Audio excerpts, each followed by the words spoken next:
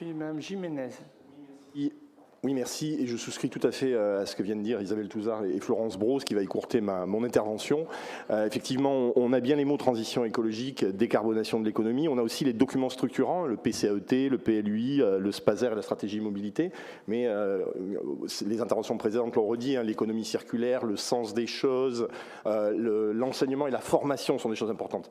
Moi, on va parler de transition écologique, bien sûr, mais moi, je vais vous parler de transition numérique, vous en doutez, et en commençant par un point, celui de la gare Saint-Roch, qui est une gare d'avenir notamment pour les entreprises du numérique, pour qu'elles puissent s'implanter au cœur de la métropole, et une gare d'avenir parce que je rappelle que les trajets sont importants, hein, pour les professionnels notamment, qui se rendent à Paris, mais pas que, y compris en région. Donc en région, c'est la gare Saint-Roch évidemment, et à Paris, c'est aussi la gare Saint-Roch, parce que je vous le rappelle, on se déplace plus facilement de son lieu de domicile quand on passe une journée à Paris que de son lieu de travail. C'est une petite notion à intégrer, mais elle me paraît extrêmement importante, et la gare Saint-Roch est et restera une des meilleures gares de France dans les grandes métropoles, desservie très prochainement par une 5e ligne de tramway, par un réseau de transport extraordinaire. Et je pense que les Montpelliérains et les Montpelliéraines qui veulent entreprendre, qui veulent avoir des entreprises en plein cœur de la métropole, parce que la qualité de vie qu'on leur apporte avec toutes les politiques publiques qui sont menées en matière de piétonisation,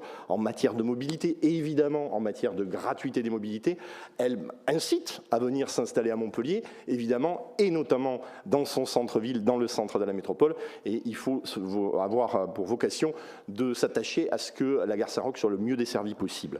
Et puis je vais vous parler de transition numérique avec évidemment la question de l'intelligence artificielle, qui est une position extrêmement importante.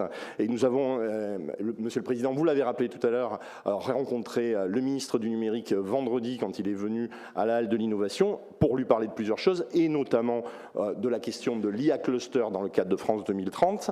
C'est une chose qui est extrêmement importante. Nous l'avons voté au dernier Conseil de métropole à l'unanimité sur une mission intelligence artificielle, donc je vous le rappelle avec quelque chose qui a du sens, hein, une intelligence artificielle éthique et responsable et souveraine. Je vous l'avais proposé, nous voulons faire le même pari qui a été fait avec le Jardin des Plantes il y a 400 ans, avec la question du numérique et la question de l'IA. Je rappelle que, pour être très clair, l'IA remet le numérique à l'ordre du jour. Néanmoins, ça s'appelle aujourd'hui intelligence artificielle, ça s'appellera sûrement numérique ou autre chose pour plus tard, mais on est face au même phénomène et au même phénomène de développement. Donc l'IA Cluster de France 2030, et merci encore d'avoir proposé pour faire PAC justement avec les universités, avec les entreprises, de participer au jury qui aura lieu le 8 janvier 2024 à Paris, justement pour sélectionner les candidats de l'IA Cluster avec Monsieur le Président, vous nous ferez l'honneur de participer justement à ce jury pour, comme l'IHU et comme d'autres candidatures, porter haut la candidature de Montpellier, porter haut l'engagement de la collectivité et celle de la région auprès des entreprises et des universités, car là, c'est le porteur et l'université avec les entreprises. Je rappelle que c'est quand même un projet à 180 millions d'euros, avec un apport potentiel de l'État de 40 millions d'euros, qui est porté par l'université, avec les entreprises, je citerai évidemment Digital 113 et la French Tech.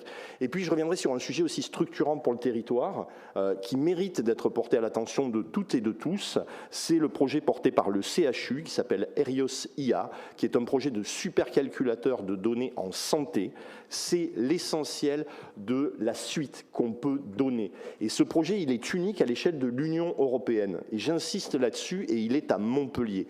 Et à Montpellier, ça se fait au CHU, qui est en pointe sur ces questions. Ça peut se faire derrière avec les entreprises. C'est des perspectives immenses parce que le chantier de l'IA en santé, que ce soit notamment dans les grands modèles de langage, mais à tous les niveaux, il est essentiel. Et là-dessus, on est aligné. Medvalley, One Health, et la question du supercalculateur en santé. Moi, je voudrais vraiment, une fois de plus, à la fois vis-à-vis des universitaires, des chercheurs et du CHU, je le redis, la logique de PAC, de soutien des collectivités au premier rang desquelles la métropole avec la région et le département, derrière les universités et derrière les entreprises, c'est une logique qui fonctionne et qui peut nous permettre de décrocher cette chose qui est essentielle, c'est l'IA Cluster d'un côté pour ce qui concerne l'intelligence artificielle et le supercalculateur en données de santé qui est extrêmement structurant pour l'avenir de notre territoire.